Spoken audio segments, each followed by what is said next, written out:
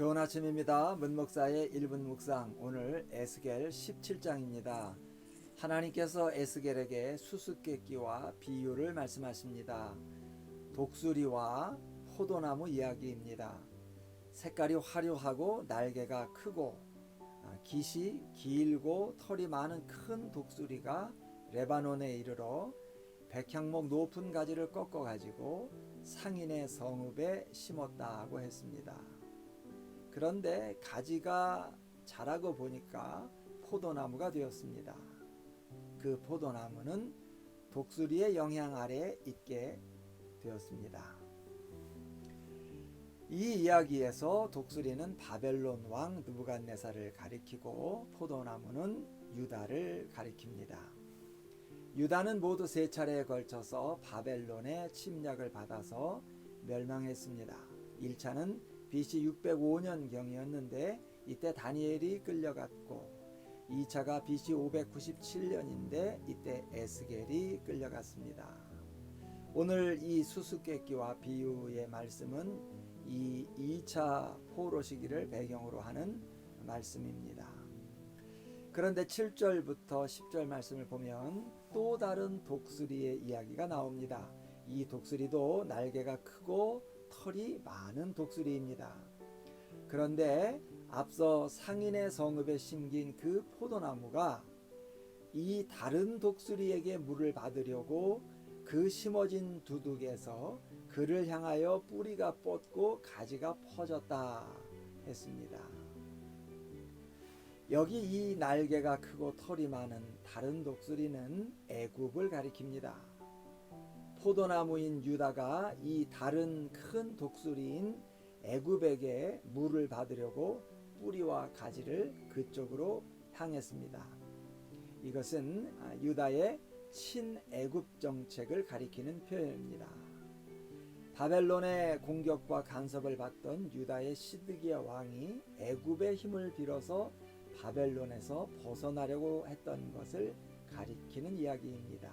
시드기야로서는 자기를 유다의 왕좌에 앉힌 애굽을 의지하지 않을 수가 없었던 것 같습니다. 그러나 우리가 아는 것처럼 유다의 친애굽 정책은 오히려 유다의 완전 패망을 불러오는 결정적 이유가 됩니다. 유다가 바벨론의 통치를 받아야 하는 것은 하나님께서 정하신 일인데 유다는 이것을 끝까지 거부하고 저항했습니다. 그러니까 하나님께 끝끝내 맞섰던 겁니다. 그런 유다에게 하나님께서 말씀하십니다. 그러므로 주 여호와의 말씀이니라. 내가 나의 삶을 두고 맹세하노니 그가 내 맹세를 업신여기고 내 언약을 배반하였은즉 내가 그 죄를 그 머리에 돌리되 그 위에 내 그물을 치며 내 올무에 걸리게 하여 끌고 바벨론으로 가서 나를 반역한 그 반역을 거기에서 심판할지며 그 모든 군대에서 도망한 자들은 다 칼에 엎드러질 것이요 그 남은 자는 사방으로 흩어지리니 나 여호와가 이것을 말한 줄을 너희가 알리라.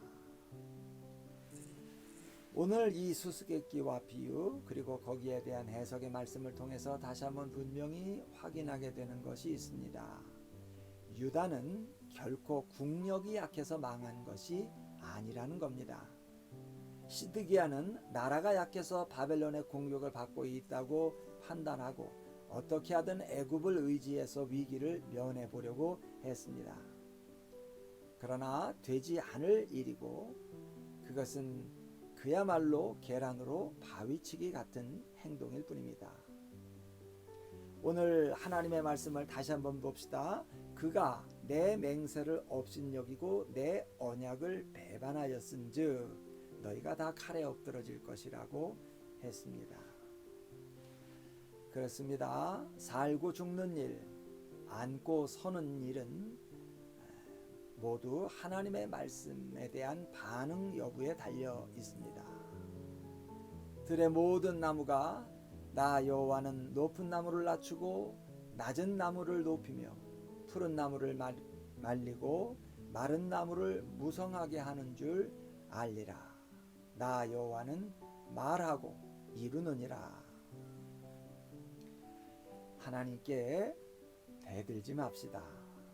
하나님께 대들어서 무시한 나라나 개인이 없습니다.